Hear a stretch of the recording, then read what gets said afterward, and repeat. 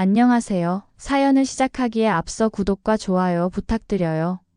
감사합니다. 사연 시작해 볼게요. 지금 생각해봐도 참 기가 막히죠.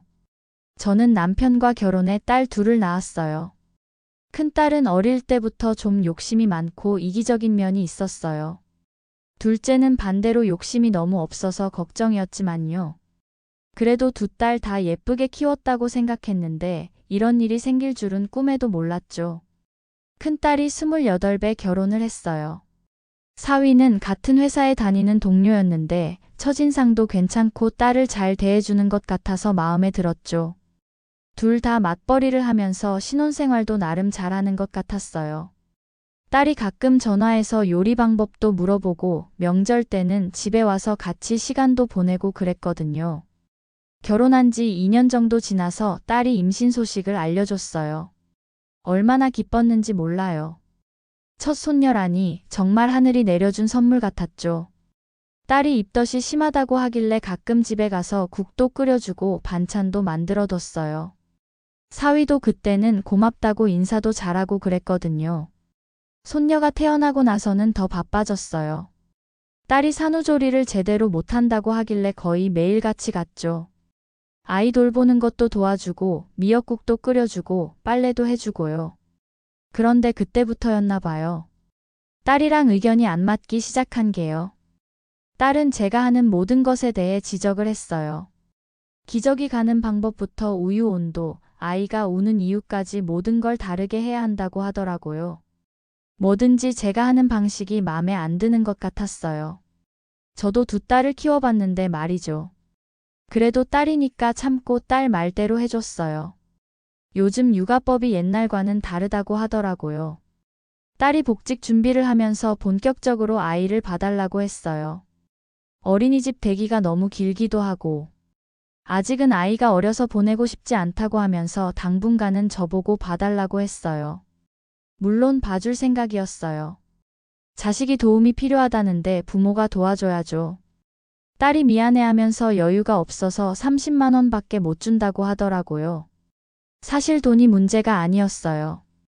사랑하는 손녀를 돌볼 수 있다니 오히려 기뻤죠. 30만 원이라도 받는 게 어디예요. 그냥 봐달라고 해도 해줄 일인데요.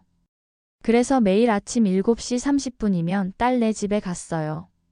딸 부부가 출근 준비하는 동안 손녀 밥 먹이는 것부터 시작해서요. 둘이 출근하고 나면 손녀랑 놀아주고 산책도 나가고 이유식도 만들어 먹이고 그랬어요. 처음에는 그냥 아이만 보면 된다고 생각했어요. 그런데 며칠 지나니까 설거지가 쌓여 있더라고요. 딸이 바쁘니까 이해할 만했죠. 그래서 제가 씻어뒀어요. 딸이 고맙다고 하길래 기분이 좋았어요. 그런데 그게 시작이었나 봐요. 설거지를 한 번 해주니까 그 다음부터는 당연하게 여기는 것 같았어요. 일주일쯤 지나니까 이번엔 빨래가 쌓여 있더라고요. 손녀 옷이랑 어른 옷이 섞여서 빨래통에 가득했어요. 아이 돌보면서 빨래까지 하기가 쉽지 않았지만 그래도 해뒀어요. 딸이 퇴근하고 와서 힘들 텐데 하나라도 덜어주고 싶었거든요. 한 달쯤 지나니까 이제는 아예 대놓고 청소도 좀 부탁한다고 하더라고요. 주말에 하려고 해도 아이 때문에 시간이 없다면서요. 그렇게 하나둘씩 늘어나기 시작했어요. 설거지, 빨래, 청소, 그리고 반찬까지. 손녀 보는 것도 쉽지 않은데 집안일까지 하려니 정말 힘들었어요. 저도 60이 넘은 나이인데 말이죠. 그런데 더 기가 막힌 건 딸 부부의 태도였어요. 처음에는 고맙다고 하더니 몇 달 지나니까 그것도 당연하게 여기는 거예요. 퇴근하고 와서는 제가 차려놓은 밥상에서 밥 먹고 나서는 그냥 일어나더라고요. 설거지는 당연히 제가 하는 거고요. 사위도 마찬가지였어요. 처음에는 장모님 고생 많으시다고 인사라도 했는데 나중에는 그냥 들어와서 밥 먹고 방으로 들어가 버리더라고요. 가끔은 빨래 좀 돌려달라고 아예 대놓고 부탁까지 하고요. 그래도 참았어요. 딸이 직장 생활하면서 아이 키우는 게 얼마나 힘든지 아니까요. 제가 좀 더 해주면 딸이 편할 테니까 괜찮다고 생각했어요. 그런데 점점 도를 넘더라고요. 어느 날은 퇴근하고 온 딸이 내일 친구네 집에 가는데 반찬 좀 만들어 달라고 하더라고요. 친구도 육아하느라 힘들어 한다면서요. 아이 보면서 반찬까지 만들어 달라니 정말 어이가 없었어요.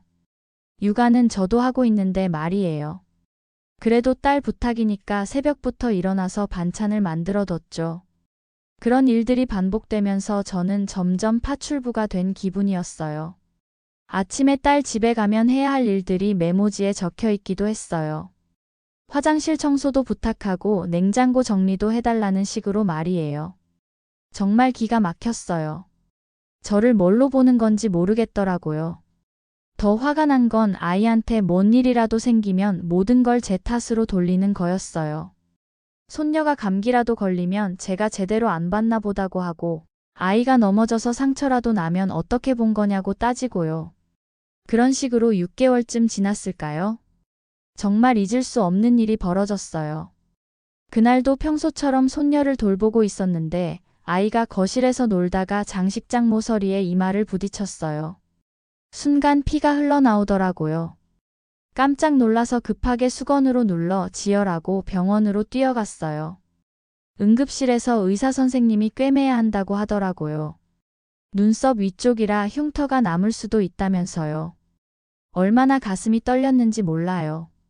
손녀가 아프다는데 제 마음도 같이 아픈 거예요. 다행히 크게 다치지는 않았어요. 몇 반을 꿰매고 며칠 후에 실밥 뽑으면 된다고 하더라고요. 그래도 워낙 놀라서 기진맥진해서 집에 왔어요. 저녁 때 딸이 퇴근하고 와서 손녀 이마에 붙어 있는 거즈를 보더니 갑자기 소리를 지르기 시작했어요.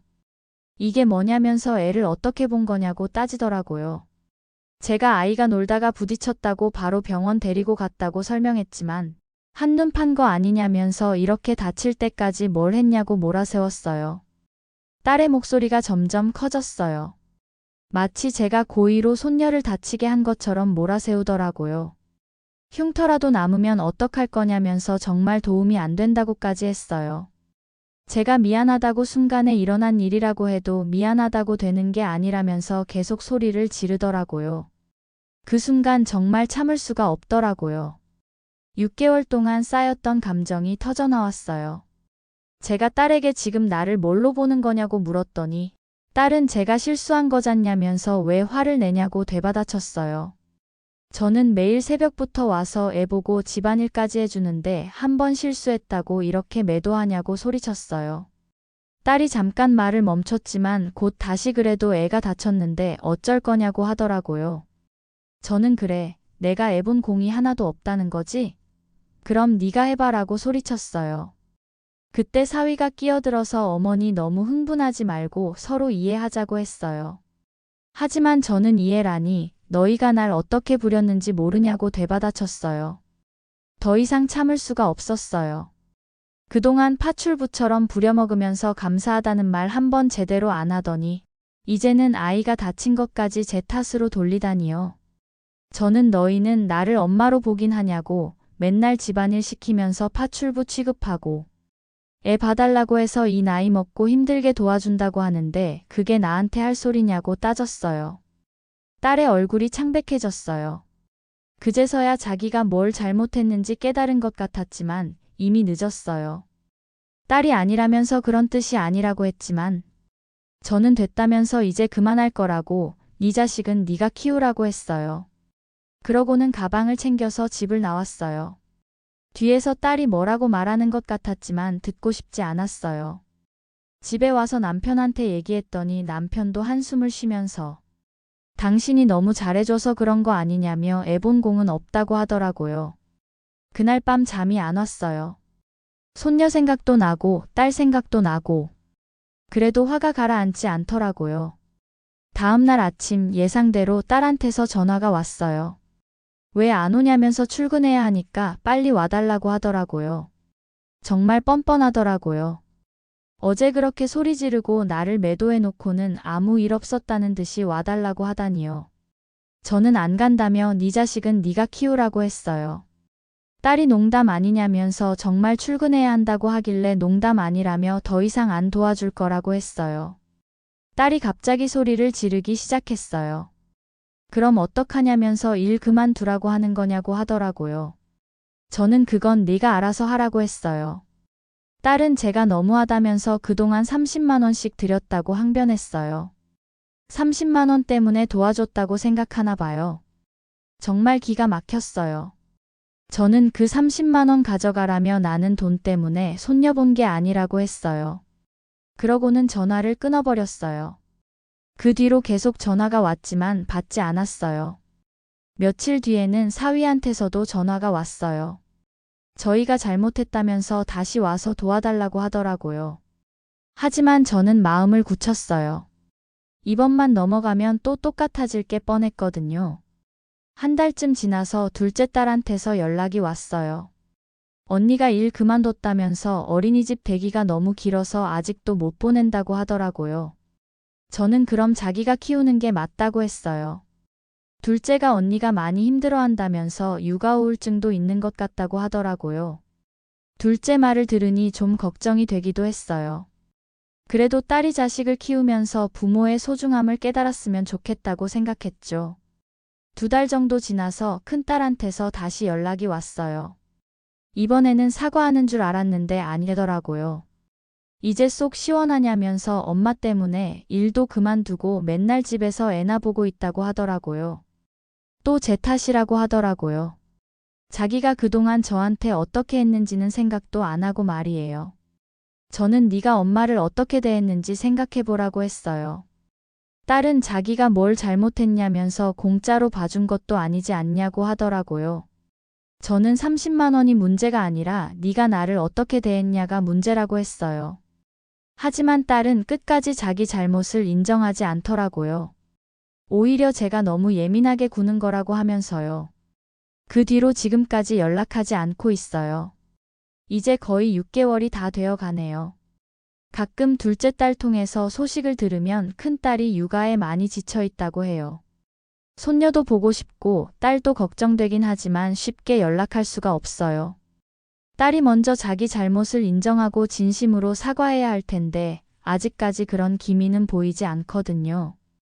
남편은 가끔 손녀도 보고 싶고 하니까 먼저 연락해보는 게 어떻냐고 말하기도 해요. 하지만 저는 아직 마음의 준비가 안 되어 있어요. 이번에 제대로 정리하지 않으면 또 똑같은 일이 반복될 게 뻔하거든요.